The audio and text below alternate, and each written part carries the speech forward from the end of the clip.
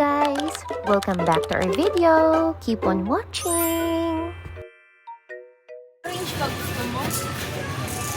Ha? Alam mo, orange na. Ayun na.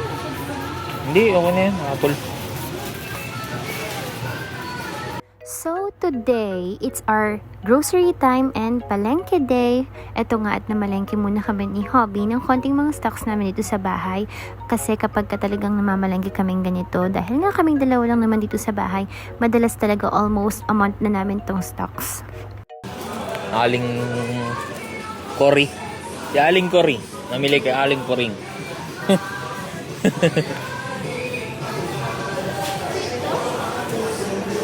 Sige ah. Pasobra. At iyan nga, dinadali pa talaga ako ng asawa ko na kuripot daw ako. Well, totoo naman yun.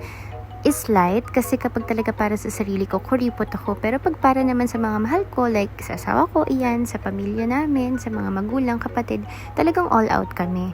Pero pagdating sa mga ganitong bagay, like yung mga mamimili na kung ano-ano, talagang as much as possible, yung mga needs lang muna namin, yung inuuna namin. And tuwing ganitong namamalengke nga kami, lagi ko talagang make sure na tinitignan ko yung label ng mga products or yung expiration nila. Syempre, para naman sulit natin yung pinamili natin dahil binayaran natin yun. Kaya dapat i-make sure natin na tama rin yung products na makukuha natin at mapapakinabangan natin. Konti nga lang yung pinamalengke namin ngayon dahil nga Lenten season na rin. So, nagbawas rin kami ng mga meat, ng mga pork at yan mga frozen products. Pero syempre, itong Yakult dahil favorite natin to at hindi nga ito mawawala sa stocks natin. Probiotics na din. And eto nga, undecided pa ako kung red or blue ba yung kukunin ko sa Yakult. Pero ang sabi nga ng asawa ko, mas light kasi itong blue at mas matamis yung red.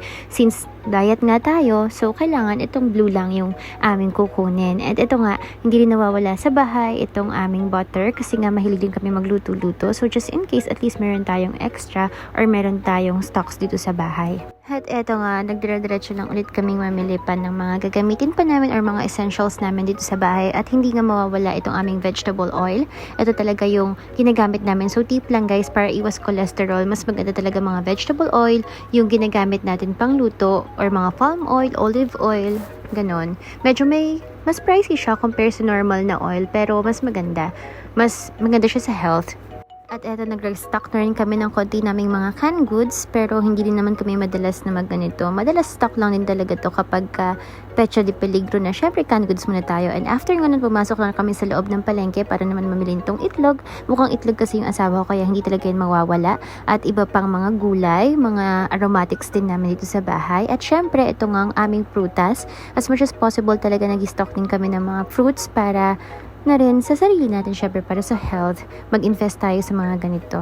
For the fitness and healthy living nga ni. Pero sana nga mapangatawanan namin kasi minsan rin talaga tamad kami kumain ng mga ganito, fruits or gulay, ganun, kung ano lang yung madaling iluto. Kaya madalas, minsan nauuwi kami sa frozen foods. Pero ngayon talagang nililesen namin hanggat maaari. Namili na nga rin pala kami dito ng isda naman sa baba para pang ulam-ulam din namin. Binalikan ko na nga itong tilapia na binili namin na pinalinis na rin namin.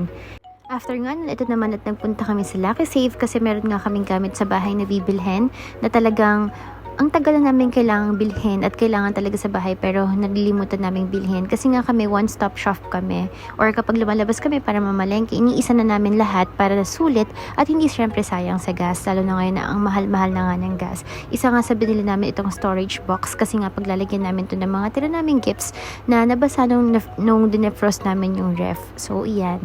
Umakyat nga rin kami dito sa second floor ng Lucky Save dahil nga kung meron nga akong target dito na bilhin ulit ngayon, bubudulin ko ulit ang asawa ko kasi nga kailangan ko nang maglaba ng carpet namin at para nga meron akong pamalit dito sa sala is magpapabili ulit ako sa kanya ng carpet dito sa Lucky Save. At eto, namimili nga rin siya dyan ng sombrero niya at sa dami-dami nga ng pagpipilian, ayun nga, in the end, wala rin siyang napili at hindi siya nakabili.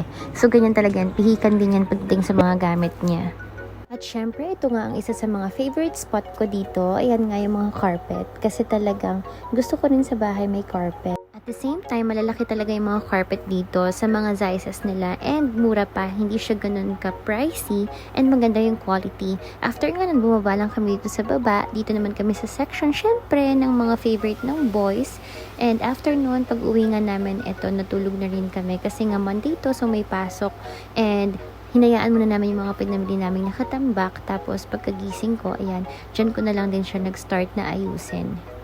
Late na nga kami nakapamalengke kanina, mga around 12 noon na rin siguro yon. Tapos after nun, pag uwi namin, natulog na rin muna kami dahil night shift nga kaming mag-asawa. And after nun, saka ko na lang inayos tong mga pinamili namin. Nag-adjust nga ako ng gising dito para at least maayos ko muna lahat to bago mag-start yung work and bago ako mag-login. Kasi syempre maliligo pa tayo, magpe-prepare pa. So kailangan maayos ko muna lahat ng mga pinamili namin at para hindi rin kalat-kalat dito sa bahay.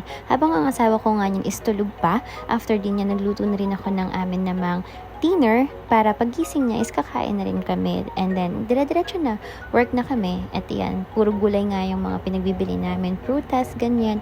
Talaga nag-iwas kami sa mga meat ngayon dahil nga Lenten season din. Eto, at sa lansan dito, sa lansan dyan nga ako, akala mo naman napakarami ng pinamili namin, pero hindi yan karamihan guys, konti lang talaga yan. Tapos eto, pagkatapos nga nun, nag-start na rin akong mag-work, syempre nag-login na ako para hindi tayo malate, and nakaprepare na rin ako dyan, at least tapos na at maayos na ang aming kusina.